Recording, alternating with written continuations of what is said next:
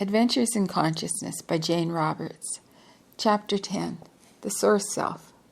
The Focus or Particle Personality, Aspects, and Personagrams. From beyond the boundaries of the known self, intuitions, creativity, precognitive information, and revelatory knowledge spring into our experience.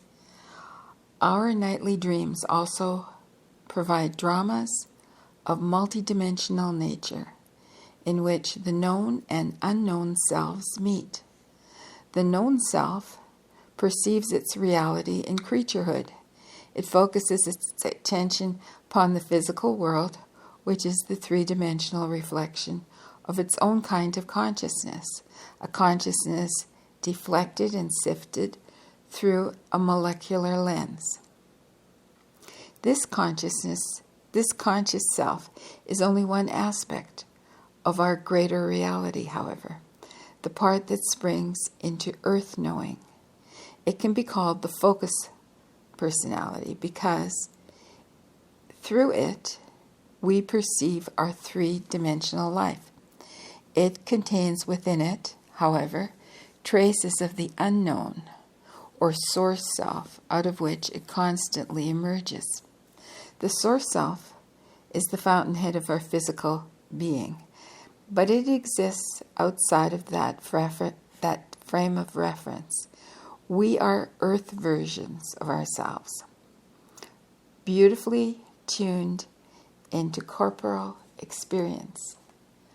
Our known consciousness is filtered through perceptive mechanisms that are a part of what we perceive. We are the instruments through which we know the earth. In other terms, we are particles of energy flowing from the source self into physical materialism. Each source self forms many such particles, or, in quotes, aspect selves, that impinge upon three-dimensional reality, striking our space-time continuum. Others are not physical at all, but have the existence in completely different systems of reality. Each aspect self is connected to the other, however, through the common experience of the source self, and can to some degree draw on the knowledge, abilities, and perceptions of the other aspects. Psychologically, these other aspects appear within the known self as personality traits, characteristics, and talents that are uniquely ours. The individual is the particle or focus personality, formed by the intersection of the unknown self with space and time. We can follow any of the traits or emotions back to its source self, or at least to a recognition of its existence. I believe that we can also use the aspects of this source self within us to expand our conscious knowledge and experience. Human personality is not dead-ended and static. It is instead ever-changing, psychically charged, individualized energy, personified in creaturehood. Inherently, it also possesses the perceptive freedom of the source self, which means that to some extent it is free of time and space. The unknown or source self can be thought of as an entity, a personified energy gestalt, energy that knows itself, that creates and then perceives itself through experience, as it constantly sends waves of itself into dimensional activity. These energy waves, striking our system from the individual particle with its focus of particle personality. The energy waves bounce back and forth to and from the source self, so that there is constant interaction. The individual focus personalities, you and I, also replenish the energy source by our experiencing. Our activities create fresh energy waves that keep making a pathway between it and us. Habitual and maybe mathematically predictable exchanges that are active during our lifetime but latent, not apparent but present, both before and after. The inflow and the influx happens all the time, but we can consciously accelerate it, direct it, and deliberately actualize more of the unknown self and its aspects, not only opening up our own consciousness, but also expanding the possibilities of creature consciousness in general. Only by recognizing our multidimensional origin can we begin to understand our life in time and space. Only in this way can we begin to understand our own psychic experiences, those for which religion and science so far have no adequate answers. Those events with their unknown quality are precisely those that give us the greatest clues to the existence of the source self. Yet they are the same ones that can also illuminate our creaturehood and make sense of it as the brilliant focus of consciousness impinging upon and giving life to fields of energy. These fields lie latent, unused, unknown, and fallow until they are fertilized by our own consciousness, which brings them into perceived reality. There is a certain maximum focus where the source energy hits the three-dimensional field, spreading out into a pool of now, which in earth terms is our living area in quotes. This now happens at a certain point from which our experience actually spreads out in all directions. As creatures, however, we're only aware of the horizontal spread from here to there that appears as time. But at either end, towards birth or death, the focus is somewhat blurred because of the angle of intersection, and in an odd way. I believe that our present causes future and past as well. That our experience always spreads out from the now point of intersection, forming our perception of past and future at either end of the now intersection. Because of our corporal reality, we experience birth first and death last. But this may have little to do with the basic phenomenon involved. By realizing this and imaginatively placing ourselves at that intersection point, we can sense our immediate energy unkink ourselves and perceive our living reality as freshly emerging into us. Instead, we usually think of ourselves as having been given a certain amount of energy at birth, which is used up by death and not replenished in between. In a way, the aspects may orbit the source self, while still being part of it. Imagine a multidimensional Ferris wheel, each separate section being an aspect, self. As our seat, in quotes, seat, approaches the ground level, we're the aspect who intersects with the space-time continuum, and life starts.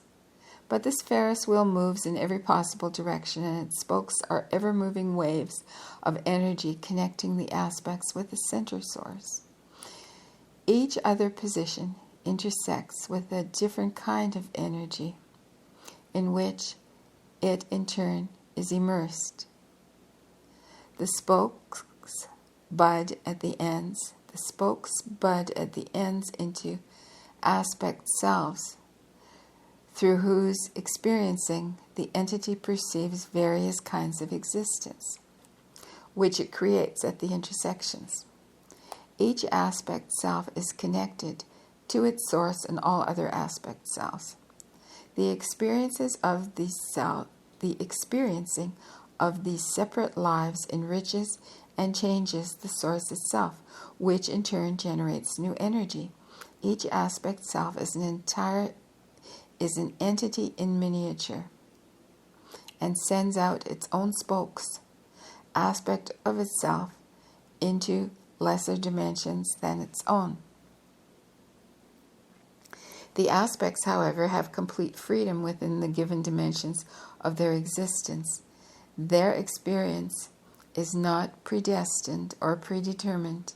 Their particle nature defines both their freedom and limitations, for it is this pooling of source energy into particles and thus boundaries that forms the individual identity, and yet closes it off to some extent from using the entity's full abilities, which can't be actualized completely in any one system.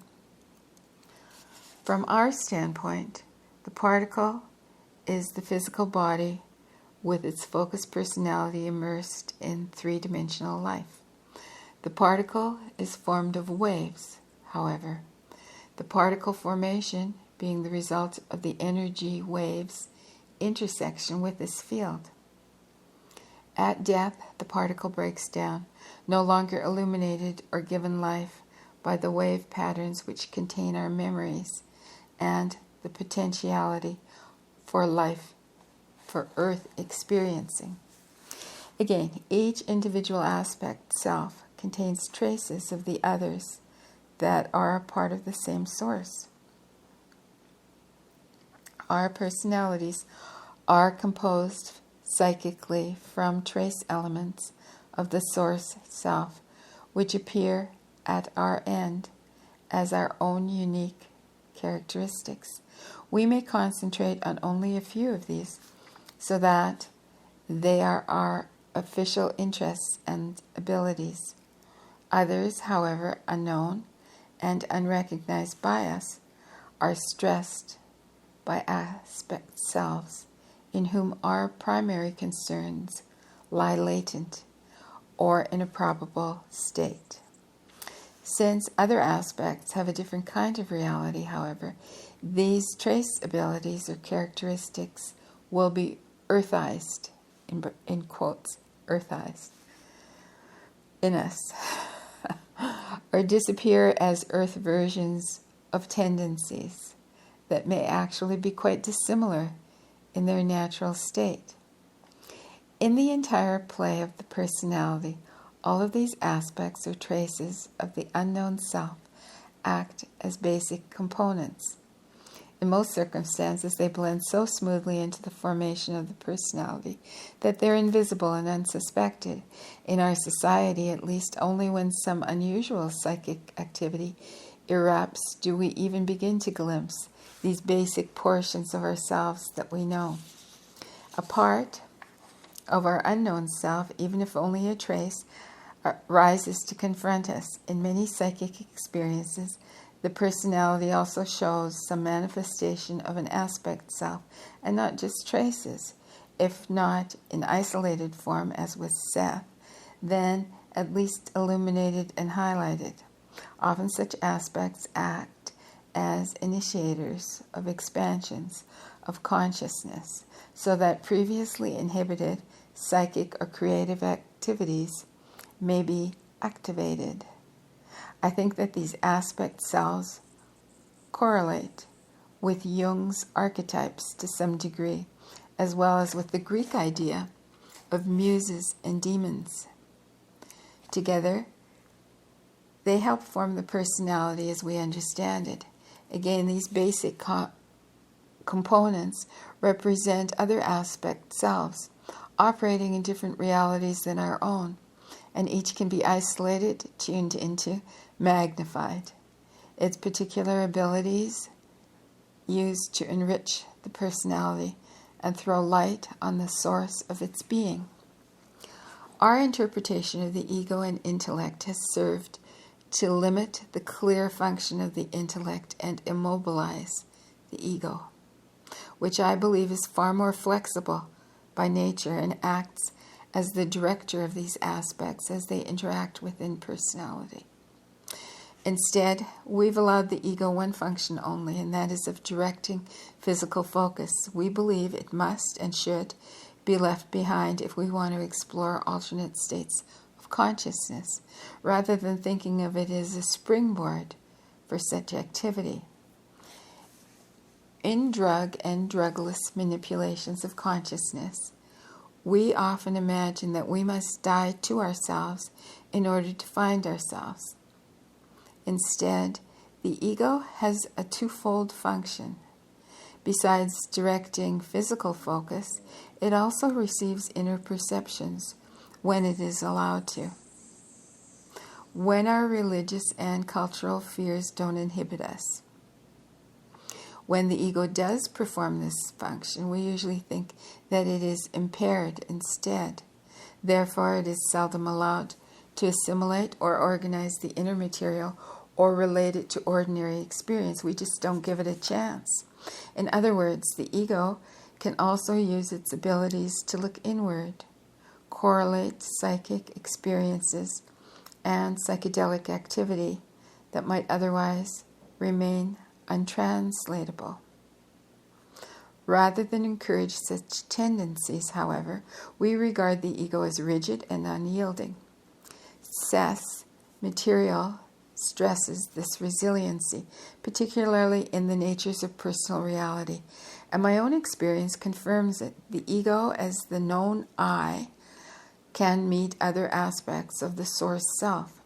Granted, this meeting is an opaque one, yet whole portions of aspect psychology were written in altered states of consciousness, and my ego was not experienced as less. It was just acting in a different way.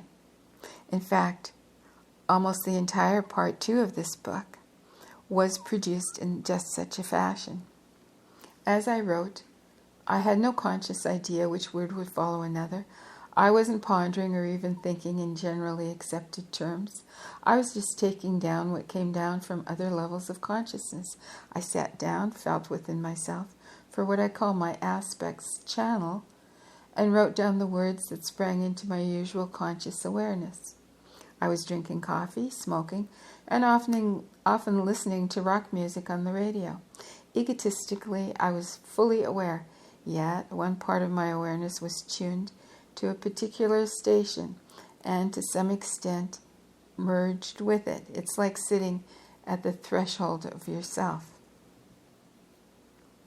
On the other hand, chapters 1 through 8, that's the first part of this book, were written in a more usual manner as I related events that had already happened. Most of the material on aspects itself came from other levels. Yet, while it was coming to me, my intellect operated beautifully, automatically going along with the intuitions rather than hampering them. At times, my body was extremely relaxed, my mind passive, yet poised. Now and then, I'd become drowsy. Then I'd readjust my focus again and hold the delicate balance that was necessary. The ego was not shunted aside, however. On the contrary, it was an active participant, though it was in a holding position. To some extent, the ego does displace itself, but voluntarily, as a method of increasing our own knowledge. But the ego is not a possession that we must protect at all costs. It is simply one focus of consciousness, the most familiar, accepted one. Let's see what happens to it when it does come into a field of aspect of self. The following is a simple way of considering what may happen in a mediumistic trance of a certain kind, and is not meant to be a blanket explanation. Later, we'll also explore the same subject from a different point of view.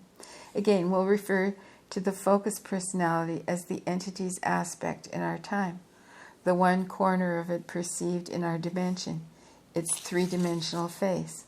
A multidimensional object could not appear fully to us in our world. Certain portions of it would be invisible to us. The same applies to the entity or source self. In, say, a trance, in, say, a Seth trance, my focused personality goes out of focus on purpose, blurs through some kind of acceleration, and to varying extents takes on the characteristics of another aspect of the entity, draws them into range, where they show themselves through their effect on the physical medium. They appear on the off-focus personality, transposed on its rich psychological bed instead of on a flat screen. The appearing aspect is also blurred to some extent. It had to unscramble itself and rise from its own field at the other end. It could be called the donor aspect, and the receiving off-focus field of the usual personality could be called the receiving aspect. There is at least a correlation between this and the traps in quotes, that physicists speak of, excuse me, in which the values of an electron are captured or drawn into an unstable situation. A like condition, psychological trap or nest, is set up by the off-focus personality, which then attracts other electromagnetic values, not its own. In unfocusing, the personality disturbs its own field of activity and unbalances it enough so that perhaps it momentarily needs other values, which it is purposely withholding from itself. Therefore, it reaches out for others. Like the electron trap, however, the personality field will only accept certain values and not others. Physicists try to feed such traps with various kinds of values and don't know why they will accept some and not others.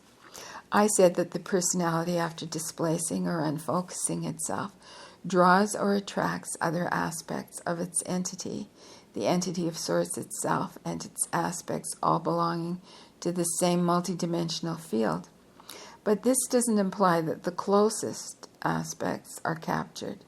Hidden values, electromagnetic as well as psychological, may determine the aspects that will best fit into a displaced field. The other dimensional aspect must appear superimposed on the receiving personality, which must be off-center or unfocused enough to allow the juxtaposition. Since anything more than a three-dimensional reality would be larger than life in our terms, then any glimpse that we received of it, no matter how powerful it seemed to us, would be but a trace of a symbol of greater existence. When such traces are perceived in terms of personality characteristics, and are superimposed on the displaced fields of focus personality, they can be said to form aspect prints, in quotes, aspect-prints, P-R-I-N-T-S. Messages written in the psyche, for example, as the wind sketches messages in sand. The wind scribbles in the sand, the wind's scribbles in the sand are valid enough, though the wiggles and ridges may appear literally meaningless. Someone who knows how to decipher them, however, can tell the wind's direction, origin, and velocity from their arrangement. If the wind deposits alien granules of sand upon native ground, then a study of these can also tell us something about the nature of the land from which the wind blew. In terms of the psyche, the alien personality characteristics that appear in some trances can be compared to the grains of sand carried from one location to another, or as multidimensional psychological apports that appear as strange traces transposed upon the usual personality. These aspect prints, taken together, form the trance personality, which in this context can be called a personagram. Just as a telegram is composed of symbols called words, so the personagram is made of aspect prints that together combine to form a message. Only this message is written on a psychological structure by physiological animate symbols. A telegram is inert itself. The information appears upon it, but it can't send a message or interpret its own. A personagram can. To make this clearer, the appearance of a personagram or a trance personality is the message, and the personality characteristics displayed are the aspect prints, comparable to the words in the telegram or the ridges in the sand. Only these aspect prints are charged by a psyche and formed into a living personality profile, instead of a flat sketch of a face in the sand. And they are endowed with our kind of expression and its approximation.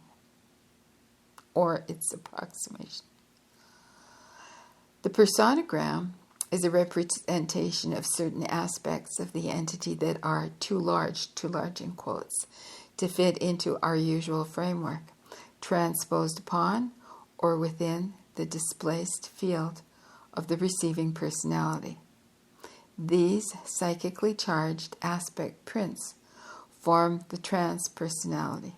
The more effective the usual focus personality is at blurring its own field, the clearer our perception of the personagram will be. The personagram, then, is an electromagnetic and psychological structure that exists potentially under certain conditions.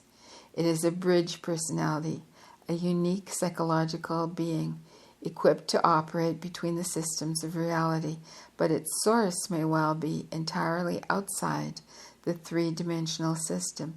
It is a psychological support, but dependent for its physical expression upon receiving personality, with which it merges to some extent.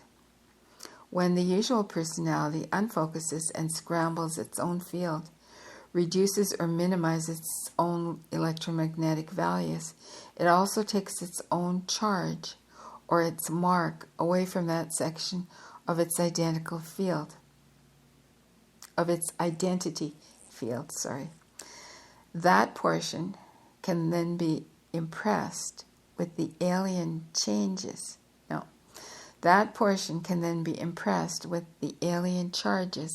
that are the aspect prints. The personagram comes to life in our terms, or comes into our kind of life, when it mixes with our type of living structure and is imprinted in our psychological field. Otherwise, it remains latent. The personagram must be read in quotes, or experienced as a highly individualized and sophisticated message, appearing through the auspices of the receiving personality. Seth would be Seth as patterned through Jane, for example. Not Jane's version of Seth necessarily, but the Jane version of Seth. Such a personagram would have a greater knowledge than we, or at least would possess a knowledge of different kinds of reality than the one that we're familiar with. But it would have to be sifted through the pattern of the receiver. The personagram, then, is a multidimensional personification of another aspect of the entity or source self, as expressed through the medium. I am not speaking here of communications between the living and the dead in usual terms, but of trance personalities like Seth. I'm not implying that the usual personality just acts out psychically received information, personifying it as an actor would. Instead, through its own displacement, the receiving personality allows these effects to play upon its own psyche and form their aspect prints or personality prints, which compose the personagram. Then lets these be transposed onto its own psychological field, where they can be perceived and experienced. The effects, or alien charged particles, are assembled at this end and they fall into the receiver's field. I don't believe these aspect prints appear out of their own systems, except when they are attracted by belief or intent on the receiver's end. The intent, psychologically and emotionally, sets up contact with electromagnetic pathways that exist whether we use them or not. Basically, these systems are open and interrelated, all aspects of an entity or source self sharing an overall field of identity. The present personality takes in from other realities only the data that it wants to handle, and it must be primarily focused here. This system is always concerned with the transition of energy into physical form according to the intents set by ideas and beliefs. As the entity or source self has many aspects, so any one personagram could also be considered as only one larger aspect print in itself of a still more extensive personagram. The aspect prints again represent traces of another aspect of the entity. So one such personagram, such as Seth, would represent only one face of the entity, one multidimensional aspect of many, one characteristic in the nature of a kind of entity we can hardly comprehend. Many such personagrams, then, would be needed to show the faces of the entity or give any blueprint of its characteristics or purposes. Such a blueprint theoretically would provide a multidimensional psychological and psychic map or graph of the other kind of reality in which the entity or source self has its existence. Seth 2, Oversoul 7, Sumari, and Helper may, in my case, represent first steps in forming that kind of living psychic graph or representation. Even then, certain limitations would be built in, for any such personagrams would have to be sifted through my psyche, which would be another aspect, of course, of the same entity alive in our world. While I've used the term displaced, my personality is not shunted aside in trance, in Seth trance. It voluntarily steps to another position. I voluntarily step to another psychological position because I want to learn. My usual focus of awareness becomes peripheral, while other psychological and psychic adjustments are made. I believe that the most intimate dynamics of being are involved. Later, I'll discuss the independence, origin, and nature of these aspects as divorced from our perception of them. For now, it's enough to say that I see them as mobile, ever-changing, and as contributing to our own identities and uniqueness by providing a living bank of characteristics and abilities from which each of us draw. In my own case, I'm learning to isolate these aspects to some degree, but I believe that aspects are also firmly rooted in the body's integrity, expressing themselves quite naturally and constantly in the world of sense. At least a portion of this book will be concerned with the normal interaction of these aspects in our lives and with a few methods of utilizing them to increase the range of our own experience and consciousness. Our present personalities, then, are aspects of a far greater consciousness, of which our individual awareness is but a part, though an inviolate one.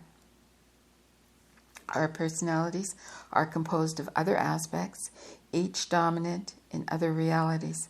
I believe that these connect the physical and non-physical portions of our being, the soul and the body, the known and unknown elements of our experience.